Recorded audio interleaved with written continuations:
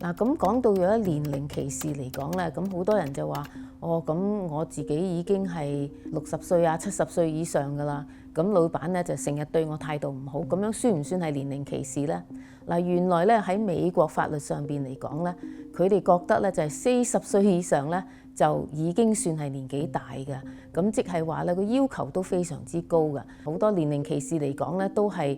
譬如咧新嘅老闆嚟到一個 department 嘅時候咧，就將全部嘅年紀大少少，即係40歲以上嘅員工咧，全部咧都解僱，咁然後咧先再請翻咧都係20零歲嗰啲好後生嘅員工嘅話咧，咁呢個咧就係比較好一啲嘅，可以話係年齡歧視嘅案件啦。咁如果咧佢係睇到你個公司裏邊咧係有好多員工咧都係超過40歲以上嘅話咧，咁雖然你自己咧可能係年紀係最大嗰一位啦，但係咧因為佢有其他員工咧都係40歲以上咧，變咗咧喺民事上咧你係好難咧就係攞到呢一個所謂係民事嘅年齡歧視嘅一個訴訟啦。